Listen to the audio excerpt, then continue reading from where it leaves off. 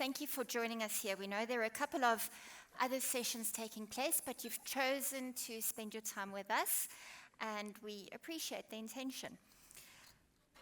My name is Leanne Singer, and I'm partner for HVS Southern Africa. We are a global hospitality advisory firm, and today we're going to have some honest discussions.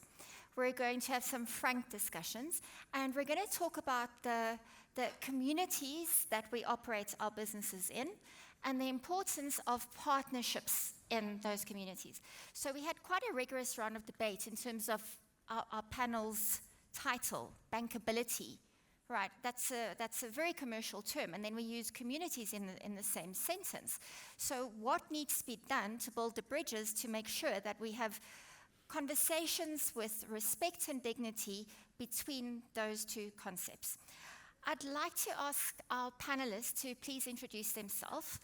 I just have to acknowledge Rosco, sitting at our end, who was in fact supposed to have back surgery today, but he chose to postpone his surgery to sit with us today and to spend time in your company. So Rosco, thank you very much. If at any point you feel uncomfortable, you need to stand up or do a dance or lie down, we are here to follow suit. So let's start with you and your introduction, and then we'll move on to the ladies. Well, thanks for having us, and very grateful to be here. So I am 18 months in as the CEO of a wonderful business, a founder-owned, founder-led business called Angama, and we run safari lodges in and around Kenya. I'm here with my family, and I'm in the most remarkable part of the world that I could ever be blessed with. So thanks for having us. Thank you. Maurine. Thank you. Good afternoon, everyone. My name is Maurine Nduati. I work with the Taita Taveta Wildlife Conservancies Association, a local organization based in the southern of Kenya, an association that brings together 35 community-owned conservancies in the southern part of Kenya. And it's a pleasure to be here. Thank you so much. Hilpie Webb, hello, fellow South African. Good morning. Morning. Good afternoon now. Good afternoon. And thank you for the invitation. Thank you for having me. My name is Hapiloe Sello. I'm the CEO of South African National Parks. South African National Parks is tasked with managing approximately 70% of South Africa's protected areas. And I think there's one or two parks that are familiar to everyone, the first being Kruger National Park. It's one of the 21 national parks that we manage. The other is Table Mountain National Park. We can market as we go along and advertise more what we do. You're taking a chance here, sitting with a Kentonian on stage and mentioning the T word, right? We could sit here forever. I'd like to point out, we have an operator representing business. We have Sandparks operating the land that we operate in. And then we have Maurine, TTWCA, representing the people that live on the lands that we are trying to run our businesses on. I'd like to ask one question to all three panelists, and you can decide who's brave enough to start first. What does a successful partnership look like to each one of you? Because your definition of a successful partnership with shareholders is possibly very different to our colleagues on stage. So if each one of you can tell me, what does a successful partnership look like? What are those ingredients that you need? So I can give it a go as a person representing their communities. Successful partnership, especially in the wildlife economy, is not just about the parks. It's about centering the people. We know that in Kenya, 65% of the wildlife that is found in this country is found in the community conservancies. That tells you that a lot of it is managed and taken care of by the community. But when it comes to investments, a lot of the times we tend to focus on the wildlife and leave the communities outside or sidelining them, not as stakeholders, but as just people who we need them to participate, maybe getting in employment or whatever, but not working with them as the people who hold these resources, as the stewards who actually do the day-to-day management, as the people who hold the indigenous knowledge. So for us, the main ingredient in terms of successful partnerships, especially around African wildlife economies, is the community themselves. The voice has to come with the community, engaging them, involving them, allowing them to contribute in the designing and in the de-risking or preparation of these projects to make them not only investable but sustainable, because they're the people who handle the day-to-day operations of all these resources. Yeah, I would say that our community and therefore our staff are everything. So without the innovative, incredibly competent, capable, can-do, will-do, brilliant people, we are just bricks and mortar, which anyone can do. So our model is based on, and our North Star is around delivering incredible guest experience, which simply is a sense of place and a sense of people and a sense of where you are, a sense of belonging, through highly empowered teams in order to drive impacts and make the world a better place. The byproduct is shareholder value. And as a result, the business had remarkable success. And it's the reason I came and joined this business specifically, with an ex-military background. If you do not have the community, the willingness, the involvement of people, you're nothing. You're just nothing. So all of our staff and our lodges are recruited from the local communities. All of them. The general managers might swap between properties, but they are all. And so when you speak and when you design and when you think through anything, you think about it from, and how the previous panel were talking, it's pervasive how the local understanding of the environment and how you can touch the earth and how you can live in sort of co-symmetry it runs through the lodge. So without the community, we wouldn't have a business. It just wouldn't happen. The byproducts of the MSC, the sort of micro enterprise and the supply chain and all that piece is important, but providing 300 jobs from our community and the local towns being the families of our lodge is everything to us. Hapiloe, do you want to add, what is, for you, what defines the success behind SANParks when we focus on partnerships? Because you have quite a lot of stakeholders, like all of our colleagues on stage, quite a lot of stakeholder relations you have to manage. What does a perfect partnership look like in your world? Yeah, before I go directly into what the perfect partnership entails, I'll just dial back a little bit to say, just to give a context. In the main, our national parks are located in semi-rural and even deep rural areas. And we find that they are, in those areas, catalysts of rural development, either through employment, providing employment opportunities, or even business opportunities. But the truth of the matter is that there is still very significant inequity in South Africa, as you know. South Africa deals with a massive unemployment problem. Youth unemployment sits at about 58%. So it means that the communities that we share fences with are very critical. And what matters for them is, where is the shared value? Where is the benefit sharing? Our approach in South Africa around conservation has always been very exclusive. In SANParks, we refer to it as fortress conservation. And it served us for a while. But the socio-economic pressures are pushing us in a very different strategic direction, where we are saying, how do we make conservation more inclusive? And what does that entail? It's not just about platitudes. It's about having serious social impact. Because if we are unable to have that impact, if we're unable to define what our contribution is to the communities, we will lose social license to operate. And social license, like reputation, once it's lost, it's very difficult. And when we lose the social license, conservation then is threatened. Because communities that are underprivileged say, why is it that I should protect this island of privilege when it does nothing for me? I don't get a job, I don't get any benefit out of it.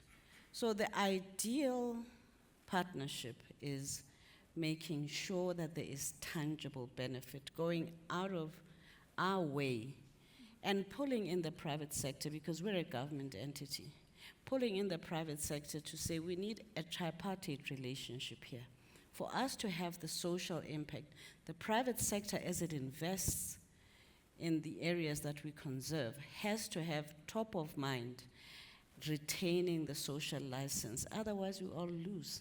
And how do we start seeing the loss? Poaching, for one, because then communities don't feel the need to protect the national park. They don't feel the need, they have no stake in it. So it is, how do you enhance the stake communities have in ensuring these areas remain conserved? You said something that was quite gut-punching, and that is the island of privilege, right? Yes. Because it really is what it is, and that is what the haven that Rosco is trying to create in the property that he's building and the beautiful spaces that he's building. And you painted a beautiful picture right here on the outskirts. You have communities who are never going to be able to afford those types of experiences, who are unemployed. It's a very real problem that we're facing. And I'd like to challenge our audience with the next question. And more than employment, right, what does true sustainability look like in terms of the communities that we're operating? Because creating jobs is fantastic. It creates hope. But jobs are transient. They come and go. How can we create true, lasting partnerships and values to those communities that also ensure investor safety, investor backing in the process? And I think, Maurine, possibly you're a good person to start us off on this topic. Thank you so much, Lee. I think it's really important that we look at it beyond employment, because employment, as we saw during COVID, was really affected, and a lot of the community members lost their livelihoods because tourism was not operating. So are we able, as part of the investment, to just create spaces for corporate social responsibility that go back to the community and create livelihoods or establish ventures that are resilient to be able to carry these communities beyond just tourism? One of the things that we're really advocating as an association is working with the communities, especially the vulnerable, the women and the youth, who are actually most of the times left behind in the conservation space, because our society has believed that conservation is a man's role. So, which is not true, which is not the case, and we are working to just unlearn some of these social norms that have hindered participation of women, especially in conservation. But we work around with some of our partners to be able to establish livelihoods, opportunities that the youth or the women can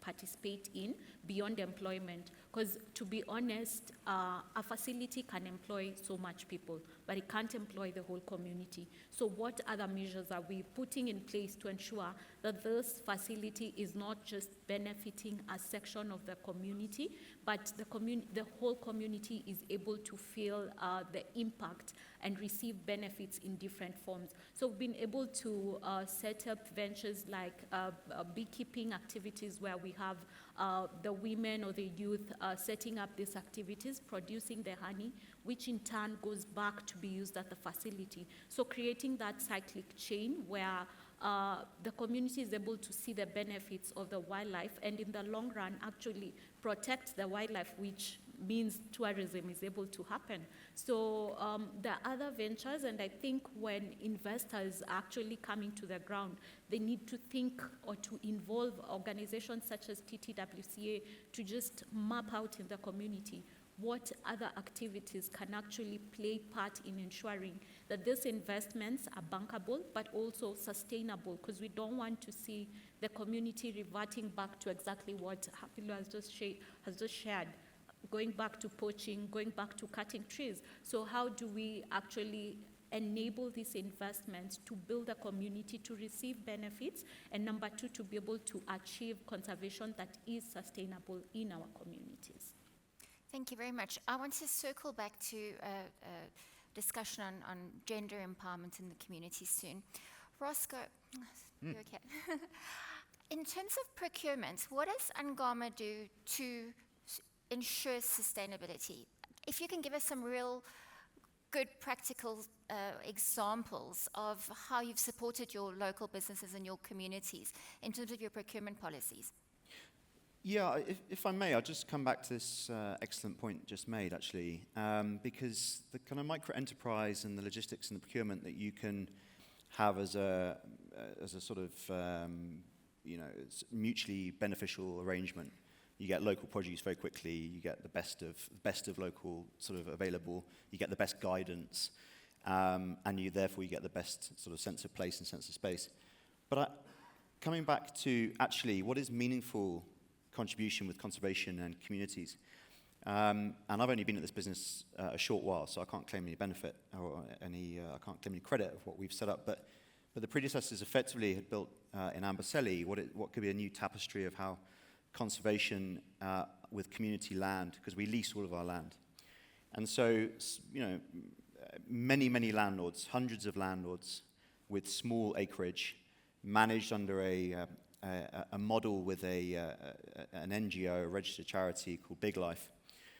Ultimately, what our responsibility is to run a great business which has all the byproducts of supply chain and local employment, etc., but also creating green equity value in the land that makes it more appealing to use that land for conservation. So we're in a cash economy and we're in a cash world. And really, to get the upside for communities, there's got to be a reason why. There's got to be a cash-generative reason why it's good to lease your land and want to have your land not fenced so that the pangolins can move freely, not fenced so that elephant migration routes are not affected. And actually, with that becomes a willingness and a self kind of motivation that says, actually, we are going to do everything we can to make sustainable land available for conservation because we want to, because it's the best way of using the land, and also it's the best for us, and it's good for us as a business. So I think there's a really, as a genuine model of saying it's a responsibility to generate that green equity value per acre, and then all the relationships that come with procurement, supply chain skills, and all the responsibilities and opportunities that come with hiring brilliant people who will talk to you about their own space. And some wonderful stories about our local staff, which I can come back to without dominating the mic. So happy to come back to. Do you have some practical examples? Public-private partnership. We've heard this word a lot. I think it could be the payoff line for the conference, especially operating in East and Southern Africa. Do you have some success stories, case studies that have worked particularly well for you at SANParks, particularly looking at investors, because we are at an investment conference? So we have, within the 21 national parks, but predominantly in the Kruger, approximately 60 public-private partnerships that range from lodges to activities and to retail, primarily. Those are the three categories. And we are seen as, by far, the most successful public-private partnership program in South Africa around areas of tourism. So that in itself is a success story. And for the investors, we have a pipeline of 100. Wow. Another 100 triple Ps in the parks that we'd like for you to take a look at on our website, as well as later on in the year, we're going to have an investment summit where we'll be showcasing those particular opportunities. But I just wanted to tag on to what my panelists were talking about in terms of, creating these resilient communities, because employment is finite. You can create so much and no more. But what is critical is creating resilience in the communities, which is what they both are referring to in procurement. So when we put out these opportunities for public-private partnerships in the national parks, we say to the investor, what we require of you is a very strong enterprise and supply development program. So your supply chain has to take into consideration sourcing from neighboring communities within a 100-kilometer radius. But why we speak in terms of development, because it's very easy to just glibly say, well, source from communities around the national park. But if the communities don't have the wherewithal to supply services and commodities, we're back to square one.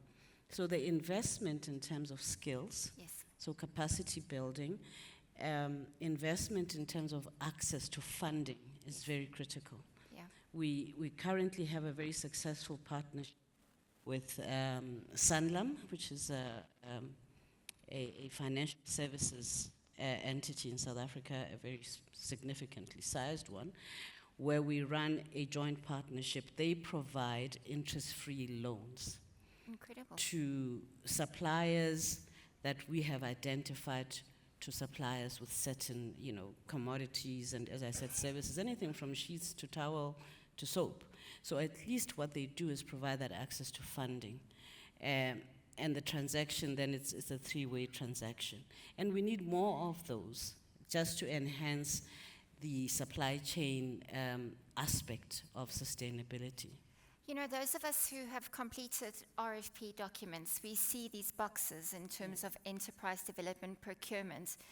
But when you hear stories like this, you can visualize the impact that these programs have.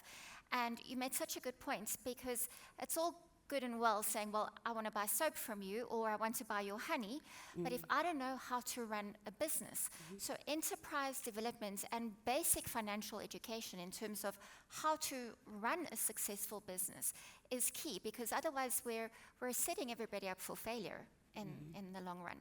So to be a good supplier, you have to run a solid business yourself, and we need to underpin that.